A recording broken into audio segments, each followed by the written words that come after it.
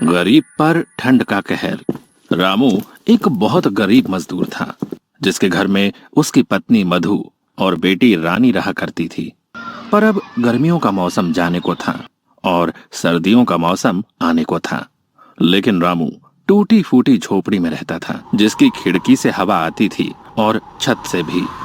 एक दिन रामू की पत्नी मधु रामू से कहती है कि सुनिए जी, ठंड आने वाली है और ठंड में घर के अंदर बहुत हवा आती है, तो आपको घर की मरम्मत करवानी चाहिए। और रामू उसे कहता है कि मैं कल जाकर अपने मालिक से कुछ पैसे उधार ले आऊंगा, ताकि हम अपने घर की मरम्मत करवा सके। यूं ही एक दिन बीत जाता है और अगली सुबह रामू अपनी मजदूरी के काम पर जाता है और वो जिसके पास काम कर रहा था उस मालिक से कहता है कि साहब जी, अगले महीने से ठंड आ रही है और मेरे घर की छत टूटी हुई है, जिससे कि घर में हवा आती है, और अगर मैंने जल्दी उसे ठीक नहीं करवाया ना तो ठंड में बहुत दिक्कत हो जाएगी। रामू की बात सुन मालिक कहता है, अरे तो उसमें मैं क्या करूं?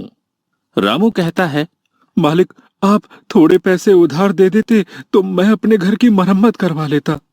मालिक कहता है कि अरे, अभी तो तूने उतना काम भी नहीं किया है जो मैं तुझे उधार दे सकूं। अभी मेरे पास पैसे नहीं है। रामू कहता है, मालिक, ऐसा मत करो, आप मुझे कुछ पैसे उधार दे दो। मेरी एक छोटी बच्ची है, मैं और मेरी पत्नी तो ठंड सह लेंगे, पर मेरी बेटी नहीं सह पाएगी। रामू की लाख मिन्नतें करने पर भी उसे पैसे नहीं देता है और बेचारा रामू उदास शाम को घर लौट आता है। रामू के घर आते ही उसकी पत्नी मधु उससे पूछती है कि क्या आप मालिक से पैसे लाए? तो रामू उसे बताता है कि मालिक ने पैसे देने से मना कर दिया है। जिसके बाद मधु भी अब परेशान हो जाती है।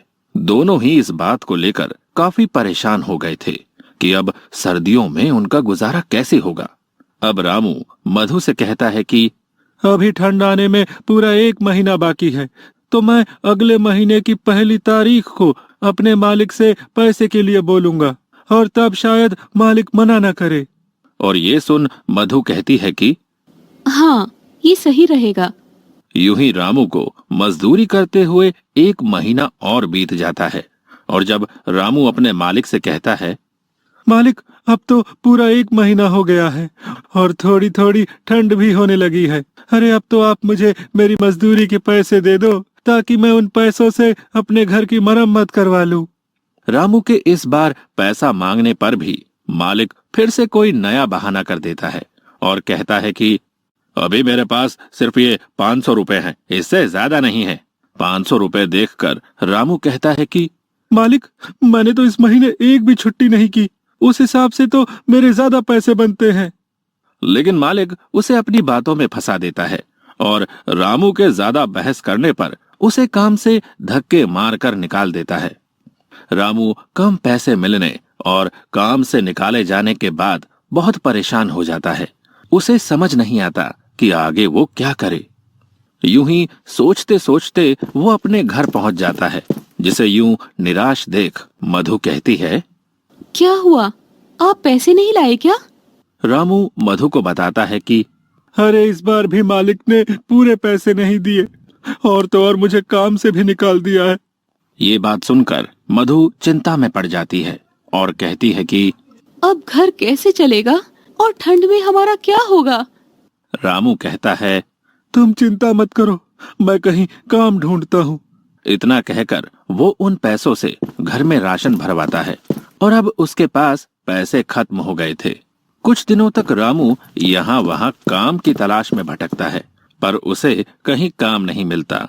वहीं दूसरी ओर अब ठंड भी धीरे धीरे बढ़ने लगी थी और रात के समय रामू के घर में ठंडी हवा खिड़की और छत से आनी शुरू हो गई थी। ठंडी हवा की वजह से अब रामू, उसकी पत्नी और उसकी बेटी पूरी रात ठंड में कांपते रहे। उनके पास एक ही कंबल था, अब उसमें भी ठंड नहीं रुकती थी। एक रात बहुत ठंड पड़ रही थी और तेज ठंडी हवाएं चल रही थी, जिसकी वजह से रामू की बेटी रानी को तेज बुखार हो जाता है और मधु रामू से कहती है, देखिए जी, रानी को बहुत तेज बुखार हो रहा है, वो पूरी तरह तप रही है। रामू कहता है कि अरे मेरे पास तो एक पैसा तक नहीं है, हम रानी को डॉक्टर के पास कैसे लेकर जाएंगे। मधु कहती है कुछ तो करना होगा, वरना रानी की तबीयत रात में और बिगड़ जाएगी। देखिए ना, कुछ तो कीजिए। वो रोने लगती है। दूसरी ओर रानी ठंड से कांप रही थी। रामू को कुछ समझ नहीं आ रहा था कि अब वो क्या करे। अब रामू रानी को अपनी गोद में उठाता है और हॉस्पिटल की ओर निकल जाता है।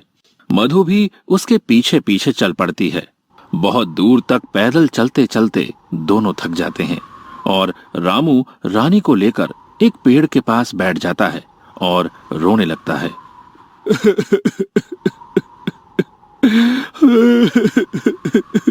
मुझे रोना आ रहा है अपनी लाचारी पर कि हमारे पास पैसे नहीं है कि हम अपनी बेटी को हॉस्पिटल तक ले जा सके।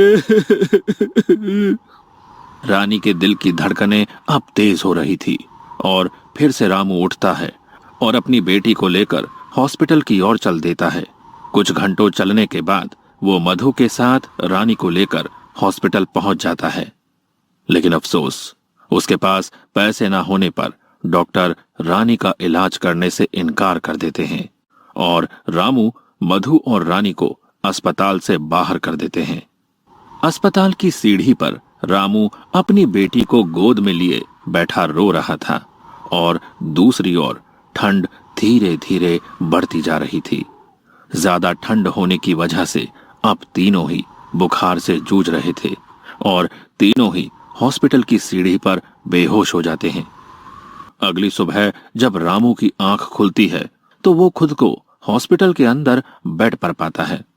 ये देख रामू के मन में बहुत से सवाल आते हैं।